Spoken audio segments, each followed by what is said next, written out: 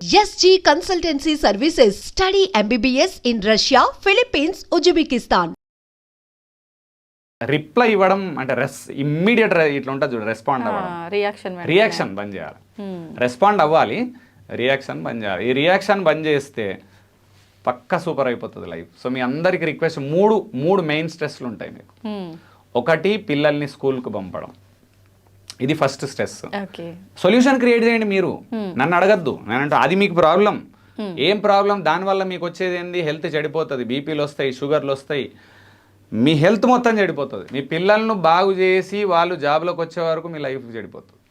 అందుకేమంటున్నా, over stress ఇప్పుడు మంచిది కాదు నా దృష్టిలో. అయితే ఇంతకుముందు ఓకే, ఓవర్ స్ట్రెస్ మంచిది కాదు. ఇప్పుడు it lead to lot of danger issues హెల్త్లో మాత్రం. సో నేను మీకు చెప్పే పాయింట్ ఏంటంటే, మీ హెల్త్ ఇంపార్టెంట్. వాడు ఒక మార్క్ తక్కువ వచ్చినా ప్రాబ్లం లేదు, వాడు తెచ్చుకునే జాబ్ తెచ్చుకుంటాడు. వాడు ఒక 2 సార్లు స్కూల్కి పోకున్నా ప్రాబ్లం లేదు, ఐఏఎస్ అవ్వాలనుకున్నాడు అవుతాడు. రోజు స్కూల్కి పోయినవాడు కూడా ప్యూన్ అవుతాడు. వాడు దీన్ని అంటే స్కూల్ చెడ్డదని లేదు, స్కూల్ సిస్టమ్ సూపర్, డైలీ పోవాలి. ఒకరోజు పోలేదు, నేనేమంటాను దట్స్ ఓకే. ఆ హస్బెండ్ అడిగాడు, ఏమి ఇవాళ స్కూల్కి పోలేదు, లేట్ లేచినామండి. ఏం గంట లేట్ లేచినావు, నువ్వు కొంచెం హెల్ప్ చేయండి, మీరు కూడా బాగుంటుంది. ఖచ్చితంగా హస్బెండ్ ఓనర్షిప్ తీసుకోవాల్సి వస్తుంది ఆ రోజు. పిల్లాడికి కొన్ని నేర్పాలి, ముందు రోజులు కొన్ని చేయాలి. నేను ప్రతి దగ్గర మీకు చెప్పేది, ప్రాబ్లం ఎక్కడొస్తుంది అనేది గమనించి, ఈ గమనించుడు అనేది మీకు అలవాట్లేదు ఎవరికి. నా లైఫ్ చాలా ఆనందంగా మంచిగా ఎందుకైంది ఇప్పుడు తెలుసా, ఇంత హ్యాపీగా ఎందుకు ఉండగలుగుతా. నేను ఇప్పుడు ఎక్కడెక్కడ నాకు ప్రాబ్లమ్స్ వస్తున్నాయని నేను ఫస్ట్ గమనిస్తా అండ్ సొల్యూషన్ క్రియేట్ చేసుకుంటాను. నేను చెప్తున్నాను, నేను ఇంత ఓపెన్గా చెప్పగలుగుతా. నేను వైఫ్తో చాలా తక్కువ కొట్లాడతాను నేను ఇంట్లో, చాలా తక్కువ. ఎందుకంటే ఏం లేదు, ఎక్కడ ఎగ్జాక్ట్లీ కొట్లాట వస్తుందని అర్థమైనప్పుడు డిస్కషన్ తగ్గించేస్తాం, అంతే, అయిపోయింది. సో ప్రాబ్లం రానే రాదు. ఇప్పుడు మీరేమో ఫైట్ అయిన తర్వాత ఆలోచిస్తున్నారు కదా, అది అన్ని ప్లేస్లలో వస్తాయి. సెకండ్ ఇష్యూ, అత్త మామ లేకపోతే ఆడపడుచు ఎవరు పెద్దవాళ్ళు ఉన్నా, ఇంకోటి పెద్దవాళ్ళు ఎవరన్నా చెడు చెప్పట్లేదు మనకు, they are trying to help us. Maybe చెప్పే విధానం రాంగ్ ఉండొచ్చు, ఇంకొకటి, మా అమ్మమ్మ వాళ్ళ టైం చూశానండి నేను, వాళ్ళు వెల్ ఎస్టాబ్లిష్డ్గా ఖతర్నాక్గా పనిచేసి ఒక్క మాట మాట్లాడకుండా చాలా హైలీ క్యాపబుల్ పీపుల్ ఉండేది. నేను చాలా మందిని చూశాను. మా అమ్మ వాళ్ళ జనరేషన్కి వచ్చిన తర్వాత చూస్తే, అమ్మమ్మ వాళ్ళ ఉన్నంత క్యాపబిలిటీ, ఆ ఓపిక అవి ఇక్కడ తగ్గిపోయినాయి. మా అమ్మమ్మ ఇవ్వాలటికి ఒక్క మాట మాట్లాడదు తెలుసు, ఎంత పని చేస్తుంది అంటే ఏం ఇది లేదు. మదర్ దగ్గరకు వచ్చే వరకు కొంత తగ్గినాయి, అయినా ఆమె హైలైట్ వర్క్ చేస్తుండే అప్పటికి కూడా. ఆ తర్వాత జనరేషన్ తగ్గింది, ఇప్పుడు జనరేషన్ మొత్తం తగ్గిపోతుంది. పని తగ్గించారు, స్ట్రెస్ ఎక్కువ ఫీల్ అవుతున్నారు. ఏంది, అమ్మమ్మ టైం వాళ్ళు పిచ్చి పని చేసి స్ట్రెస్లో లేరు వాళ్ళు. మీరు చేసే పని కొంచెమే, 4 పని మనుషులు ఉన్నారు, పని మనుషులను మేనేజ్ చేయడం రావట్లేదు మనకు. 3 పని మనుషులు, 2 పని మనుషులు, వాషింగ్ మెషిన్లు, fridge, everything, Zomato, finger tips, ఇన్ని ఉంటే మీరు స్ట్రెస్ ఫీల్ అవుతున్నారు. ఏం లేకుండా వాళ్ళు హ్యాపీగా ప్రశాంతంగా పండుకున్నారు. ఏందండి, తప్పెక్కడుంది? మా అమ్మమ్మ నానమ్మ వాళ్ళందరూ నేను చూసినా. నేను అమ్మమ్మ ఇప్పటికీ షీఈ్ 84లో ఆమె పని ఆమె చేసుకుంటుంది. ఒక్కరోజు ఒకరి మీద కంప్లైంట్ చూడలేదు నేను, ఇది ప్రాబ్లం అవుతుందిరా నాకు అని చెప్పలేదు. ఇప్పటికీ వేరే వాళ్ళను కంచం ముట్టుకోనియదు, నీకు మళ్ళీ ఉల్టా పనిచేసి పెడుతుంది. మరి ఆమెకు స్ట్రెస్ లేదు అని ఎందుకంటే, ఆమె స్ట్రెస్ను డీల్ చేసే విధానం అద్భుతంగా ఉంది, ఆర్ వర్క్ చేసే విధానం అద్భుతంగా ఉంది. కంప్లైంట్ చేసే నేచర్ లేదు. ఆర్ ప్రాబ్లం అయితే దాన్ని ఎట్లా సెట్ చేసుకుంటుంది ఎక్కడో కదా. మదర్ అప్పటికి చేంజెస్ చూసాం కొంత, but still she was lot better, 100% excellent. But ఆ నెక్స్ట్ జనరేషన్స్లలో చాలా డిఫరెన్సెస్ వచ్చాయి. I don't say it is negative, but I don't say it is positive also. Point to be understood ఏంటంటే అండి, విపరీతమైన పరిగెత్తడం, నేనేమంటే దాన్ని ఎట్లా తగ్గించుకోవాలి, ఏం చేయాలి. సో ఫస్ట్ స్కూల్కి పంపించరు, ఒకటి ఇష్యూ వస్తుంది. రెండో ఇష్యూ పెద్దవాళ్ళ నుంచి మీకు మ్యాండేటరీ వస్తుంది. థర్డ్ పాయింట్ హస్బెండ్ నుంచి ఉంటుంది ఇష్యూస్. హస్బెండ్ నుంచి ఏం లేదు, మీకు యాక్చువల్గా అందరికి ఒక ఫ్రస్ట్రేషన్ వస్తుంటుంది మైండ్లలో. ఇది రియల్ ఫ్రస్ట్రేషన్ మీ మైండ్లలో ఉంటుంది. మీరు ఏం చేయలేరు, దానికి సొల్యూషనే లేదు. దానికి సొల్యూషన్ నేను చెప్తా, మీరు ఏం ప్రాబ్లం కూడా చెప్తా.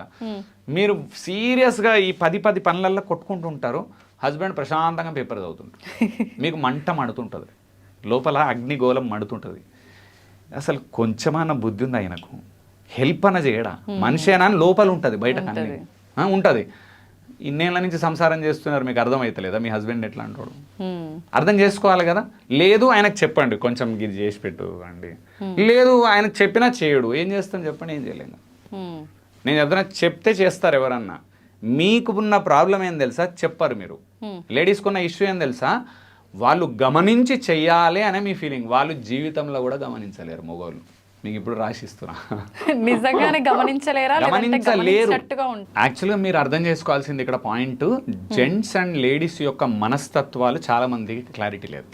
ఏం క్లారిటీ సార్? మనస్తత్వాలు, జెంట్స్ యొక్క ఆలోచన విధానం అండ్ వాళ్ళ హ్యాబిట్స్, లేడీస్ యొక్క ఆలోచన విధానం అండ్ హ్యాబిట్స్ ఆర్ ఒక జనరిక్గా చెప్పాలంటే వాళ్ళ పర్సనాలిటీ ఎలా ఉంటుంది, వీళ్ళ పర్సనాలిటీ ఎలా ఉంటుంది అనే దాని మీద చాలా మందికి మీకు క్లారిటీ లేదు. నాకు ఆ క్లారిటీ ఉంది. ఆర్ కొందరు బిహేవియరల్ ఎక్స్పర్ట్స్కి ఉంటుంది. అక్కడ జెంట్స్ యొక్క ఆలోచన విధానం ఆర్ వాళ్ళ అలవాట్లు నేను అంటుంది. వాళ్ళ అలవాట్లు ఏంటంటే, ఇంకోటి అలవాట్ల కన్నా ముందు మీరు అర్థం చేసుకోవాల్సింది, లేడీస్ మల్టీ టాస్కింగ్లో పర్ఫెక్షనిస్టులు, జెంట్స్ సింగిల్ టాస్క్లో పర్ఫెక్షనిస్టులు.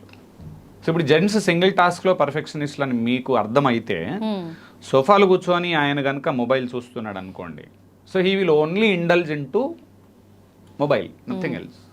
పేపర్ చదువుతున్నాడు, he will only read paper, అంతే, నథింగ్ ఎల్స్. ఇంకా వేరే చేయడు, మల్టీ చేయడు జెంట్. లేడీస్ మల్టీ చేస్తారు, చేసేమనుకుంటారు ఆయన కూడా మల్టీ టాస్కింగ్ చేయొచ్చు కదా నాలాగా అని అంటారు. దేవుడు అట్లా క్రియేట్ చేయలే మగవాళ్ళను, అది దేవుడు మిస్టేక్. అది ఈ పాయింట్ క్లారిటీ 1 or 2 మీకు అది వెరీ రేర్, అది వెరీ రేర్. రేర్ని మీరు మీ హస్బెండ్లో ఎందుకు ఎక్స్పెక్ట్ చేస్తారు? రెండోది, అట్లా అని చెప్పి హస్బెండ్లో మంచి క్వాలిటీస్ ఉన్నాయి కదా, అవి ఎందుకు మనం మిస్ అవుతున్నాం? వేరే వాళ్ళ దగ్గర లేని మంచి క్వాలిటీస్ హస్బెండ్లో ఉంటాయి కదా, చాలా ఉంది. పాయింట్ ఇక్కడ అర్థం ఏం చేసుకోవాలంటే, వాళ్ళు కూర్చున్నప్పుడు అట్లని మీరు చెప్తే చేస్తారు. కావాలంటే ట్రై చేయండి మీరు అందరు కూడా. ఆ షూస్ తెచ్చి పెట్టండి, వీడి రోజు ఒక దగ్గర పెట్టండి, కొంచెం వీడి టెన్షన్ చేస్తున్నాడు. షూజు, బెల్ట్ అండ్ టై, ఇవే కదా problems, actual problems. Shoes, belt, tie, సాక్స్లు కదా. ఈ 4 ఆయనకు రెస్పాన్సిబిలిటీ ఇవ్వండి. లేదు, 4 ముందు రోజు పిల్లాడిని ఒక దగ్గర పెట్టుకోమనండి, వర్కర్ని ఒక దగ్గర పెట్టమనండి, ఏదో ఒక సొల్యూషన్ క్రియేట్ చేయాలి కదా. చిన్నగా బెల్ట్, టై, షూస్కే ఇల్లంతా పీకి పందిరి అన్న, బెల్ట్ దొరకలేదు, బెల్ట్ దొరకలేదు, బెల్ట్ దొరకలేదు. బెల్ట్ దొరకకపోతే ఏం చెప్పాలి తెలుసా స్టూడెంట్కు, ఇవాళ బెల్ట్ లేకుండా పోరా ఏం కాదు, మేడం తిడుతుంది కదా, రేపు సెట్ చేసుకోదాన్ని. బెల్ట్ పిల్లగాడిది లేకపోతే మేడం తిడితే మీరెందుకు అంత టెన్షన్? 2 సార్లు తిట్టని కదా. ప్లానింగ్, పిల్లానికి కూడా ప్లానింగ్ వస్తుంది కదండి. అన్ని టెన్షన్లు మీకే, ప్రపంచంలో ఉన్న అన్ని టెన్షన్లు. వాడి బెల్ట్ టెన్షన్ నీదే, వాడు చదవకపోతే టెన్షన్ నీదే, మార్కులు లేకపోతే టెన్షన్ నీదే, ఇంట్లో పైసలు లేకపోతే టెన్షన్ నీదే, బియ్యం అయిపోతే టెన్షన్. అన్ని టెన్షన్లు మీరే తీసుకుంటే స్ట్రెస్ ఎవరికి పెరుగుతుందండి? మీకే కదా. చిన్న పాయింట్స్ చాలా ఉంటాయి. జెంట్స్ ఎందుకు స్ట్రెస్ ఫీల్ కారంటే ఈ చిన్న వాటి మీద కేర్ చేయరు. గ్యాస్ అయిపోతుంది ఇంట్లో, లేడీస్కి ఎట్లా గ్యాస్ అయిపోతుంది, గ్యాస్ అయిపోతుంది, గ్యాస్ అయిపోతుంది. అరే 20 ఏళ్ల కింద గ్యాస్ అయిపోతే టెన్షన్ పడాలి, కానీ హైదరాబాద్లో ఉన్నాము, నడి ఒడ్డులో కూర్చొని ఉన్నాము, గ్యాస్ అయిపోతే 3 రోజులు జొమాటోలో తినొచ్చు, ఎందుకు గంత టెన్షన్ అవుతున్నావు? తెలీదు. ఎన్నడూ జొమాటోలో తినలే మనం, రోజు వారం రెస్టారెంట్లు తింటూనే ఉన్నాం కదా, 2 వేలు పెట్టి. గ్యాస్ అయిపోతే గంత టెన్షన్ ఎందుకు పడుతున్నారు? తెలీదు. అంటే మీరు మారాలి కొన్ని ప్లేస్లలో. నేను అంటుంది అది ఎవరి కోసము, మా కోసం కాదు. నేను అంటుంది మీ హెల్త్ కోసము, మీ హ్యాపీనెస్ కోసము.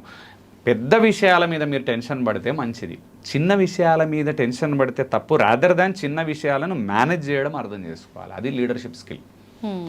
సో అక్కడ ఖచ్చితంగా మీకు ఈ 3 ఆస్పెక్ట్స్లలో విపరీతమైన టెన్షన్ ఉంటుంది. ఏం లేదు, మళ్ళీ చూస్తే చూడండి, అసలు దేనికి టెన్షన్ పడుతున్నారు చూడండి. మళ్ళీ రిపీట్ చేస్తే, స్కూల్కు ఆన్ టైం బస్ ఎక్కించడం. 2, పెద్దవాళ్ళేమో 2-3 చిన్న మాటలు అన్నారు, వారంకు వాళ్ళు రోజు అన్నారు. మీరు అది కూడా చెప్తున్నారు, కావాలని చెక్ చేసుకోండి. వారంకి ఒక 3 మాటలు అంటారు. ఎవరన్నా అనే అలవాటు ఉన్న వాళ్ళు 3 మాటలు వారంలో వదులుతారు, వారం మొత్తం పోతుంది మీది. 3 మాటలకి వారం పోయిందా మీది? 3వది, హస్బెండ్ ఏం చేయట్లేదు, హెల్ప్ చేస్తలేడు, కూర్చున్నాడు, చూస్తున్నాడు, ఏం చేస్తలేడు, ఇదొక మంట లోపల నుంచి.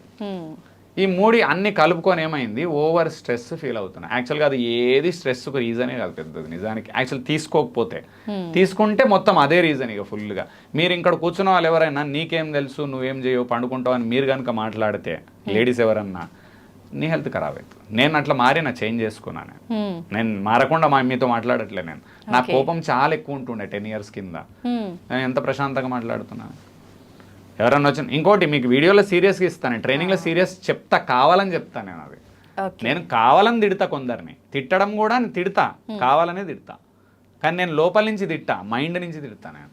మైండ్ నుంచి తిట్టడం అలవాటు చేసుకుంటే కోపం రాదు, హార్ట్ నుంచి తిడితే కోపం వస్తుంది. నేను హార్ట్ నుంచి తిట్టా, మైండ్ నుంచి తిడతా నేను. తిట్టాలి కాబట్టి తిడతా, డిసిప్లిన్లకు తీసుకురావాలి కాబట్టి తిడతా. ఇటు తిట్టంగానే ఇటు సైడ్ మళ్ళీ నవ్వుతా నేను. నువ్వు చేయగలుగుతావు, అది చేయలేవు.